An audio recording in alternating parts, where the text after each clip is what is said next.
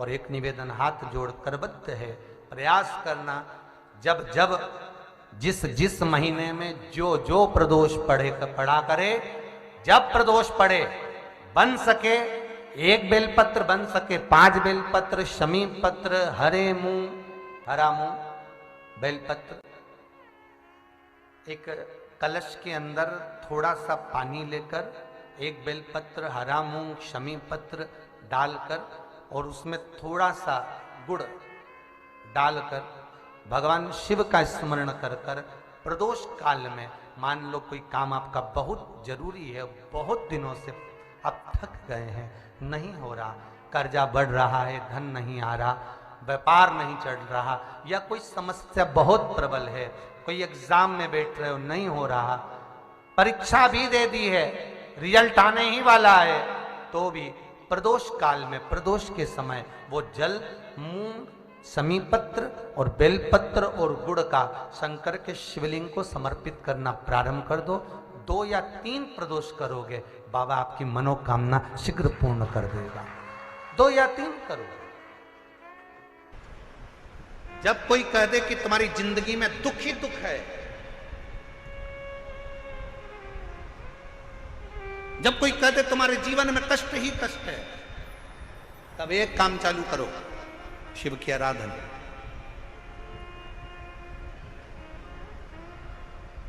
तब एक काम चालू करो, भगवान शंकर की आराधना। 3 चीजें अपना लो। पहले नंबर पर शिव जी के मंदिर में 1 लोटा जल चढ़ाना। दूसरे नंबर पर अगर प्रदोष के दिन मंदिर में दिया लगा सकते हो तो ठीक है, नहीं तो एक कनेर का फूल पीला वाला, देखा है आप लोगों ने? जम के बोलो जरा। पीले कलर का कनेर का फूल, एक प्रदोष के दिन, प्रदोष काल के समय पर अगर दीप लगा सको तो ठीक है, नहीं तो एक कनेर का फूल पीले कलर का, शिव जी के अशोक सुंदरी का स्पर्श। जब एक कनेर का फूल प्रदोष के दिन, प्रदोष काल में अशोक सुंदरी वाली जगह पर स्पर्श कराकर शिव जी को समर्पित करना। 3 क्रम है, अगर बन सके तो करो। पहला 1 लोटा जल चढ़ाना। दूसरे नंबर पर अगर बहुत ज़्यादा तकलीफ की जिंदगी चल रही हो, बहुत कष्टमय जीवन चल रहा हो और सब ने कह दिया कि तुम्हारी किस्मत में तो धक्के ही लिखे हैं, केवल आप धक्के ही खाओगे, तो 1 कनेर का पुष्प प्रदोष के दिन, प्रदोष काल में अशोक सुंदरी का स्पर्श कराकर शिवलिंग पर चढ़ाओ। और बन सके प्रत्येक महीने शिवरात्रि आती है, जैसे कल शिवरात्रि है ऐसे हर महीने शिवरात्रि आती है। शिवरात्रि के दिन 1 अक्षत, मात्र 1 अक्षत, केवल 1 चावल का दाना, 1 दुर्वा के साथ शिव जी को समर्पित करना प्रारंभ करो। जिंदगी की कैसी भी तकलीफ होगी, मेरा शंकर भगवान उस तकलीफ को मिटाएगा। 12 महीने शिवरात्रि आती है, जिसको 12 मासिक शिवरात्रि कहते हैं। हम कई लोगों से कहते हैं अगर जिंदगी में ज्यादा नियम नहीं ले सकते तो 1 नियम ले लो, और उसका फल क्या होता है ये मात्र 3 महीने की शिवरात्रि कर देख लेते। केवल 3 महीने की शिवरात्रि, ज्यादा कुछ नहीं कर सकते। हर महीने शिवरात्रि आती है। प्रत्येक शिवरात्रि के दिन 3 जगह पर दिया लगाना प्रारंभ कर दो। पहला बेलपत्री के वृक्ष के नीचे, दूसरा शंकर भगवान के मंदिर पर, तीसरा आंवले के वृक्ष के नीचे। केवल ये 3 जगह पर दिया लगाना चालू कर दीजिए। 3 महीने की शिवरात्रि पूरी हो, ये निश्चित है अगला पत्र आपका इस जगह पर मिलेगा कि बाबा ने मेरा ये कार्य किया।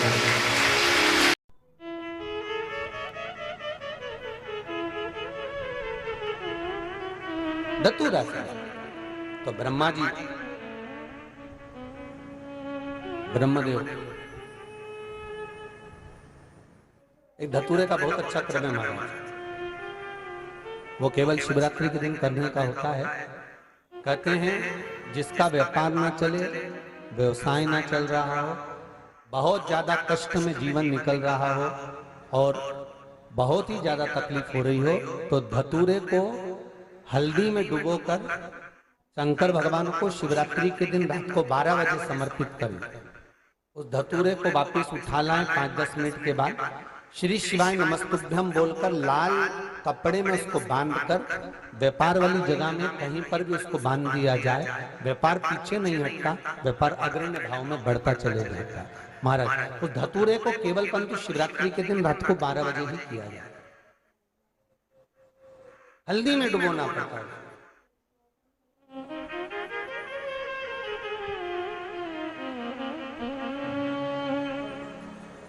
यही प्रमाण एक क्रम में और है महाराज।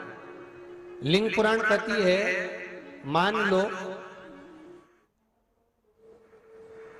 किसी व्यक्ति को कोई एक भारी बीमारी हो गई, बड़ा रोग हो गया और वो रोग डॉक्टर कह रहा है कि ये ठीक नहीं होना है, बहुत तकलीफ उसमें है और कष्ट ही कष्ट है, वो ठीक नहीं हो रहा, दवाइयां लग रही, गोलियां खा रहे हैं। तो महाराज उसका भी वर्णन है। 7 धतूरे, कितने धतूरे लेना है? 7 धतूरे। कोई सी भी शिवरात्रि से मतलब महीने में एक बार शिवरात्रि आती है, प्रत्येक महीने आती है। किसी भी शिवरात्रि के दिन 7 धतूरे लेकर, एक धतूरे में मौली, लच्छा, नाड़ा लपेटकर चंद्रमौली भगवान का स्मरण कर उस मौली को लपेटकर 6 धतूरे में हल्दी लगाकर शंकर भगवान की जो जलाधारी है, जलाधारी में आपको पहले भी वर्णन किया है,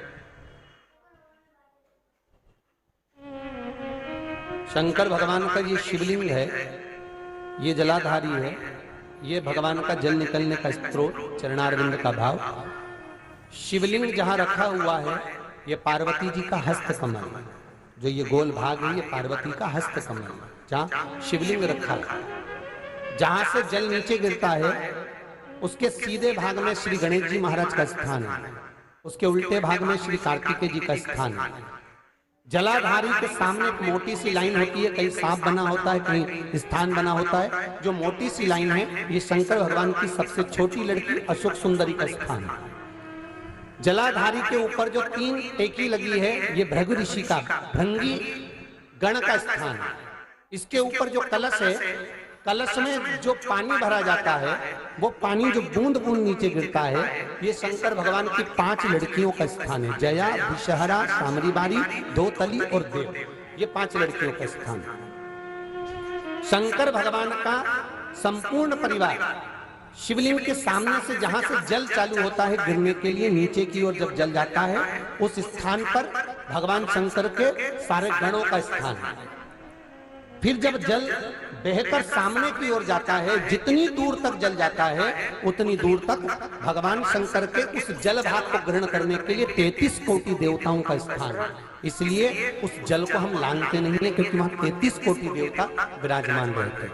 महाराज तो जो बीमारी डॉक्टर ने बता दी और बहुत बड़ा रोग हो गया और शरीर में कष्ट है, ठीक नहीं हो रहा, चाहे लीवर से जुड़ा हो, चाहे किडनी से जुड़ा हो, चाहे कैंसर से जुड़ा हो, और मान लो शरीर में कहीं गांठ भी हो गई है और वो मिट्टी नहीं रही हो, तो महाराज निवेदन है 7 धतूरे, एक धतूरे पर मौली लपेटकर वो शंकर जी के शिवलिंग के ऊपर चढ़ाना। 6 धतूरे, उसमें से एक धतूरा भगवान श्री गणेश जी का स्थान, दूसरा धतूरा श्री कार्तिकेय जी का स्थान, तीसरा धतूरा अशोक सुंदरी का स्थान। महाराज शंकर भगवान की जगदम्बा जी के हस्त कमल के ऊपर एक धतूरा, एक धतूरा जहां से जल नीचे की ओर बहकर जा रहा हो, पानी जिस जगह से नीचे गिर रहा है बिल्कुल वहीं पर एक धतूरा चढ़ा देना है। उस धतूरे को चढ़ाने के बाद वो धतूरा वापस लेकर आना है। अवधूतेश्वर महादेव का नाम लेकर या चंपेश्वर महादेव का नाम लेकर उस धतूरे को जो बीमार व्यक्ति है उसका स्पर्श कराकर बेलपत्री के पेड़ के नीचे पटकवा देना है। महाराज धीरे धीरे रोग में आराम मिलना प्रारंभ हो जाता है, औषधियां धीरे धीरे समाप्त हो जाती हैं और व्यक्ति स्वस्थ हो जाता है। ये केवल शिवरात्रि के दिन ही होता, 12 महीने शिवरात्रि आती है, आप किसी भी शिवरात्रि को कर सकते हो, किसी भी शिवरात्रि। भगवान शंकर का स्मरण।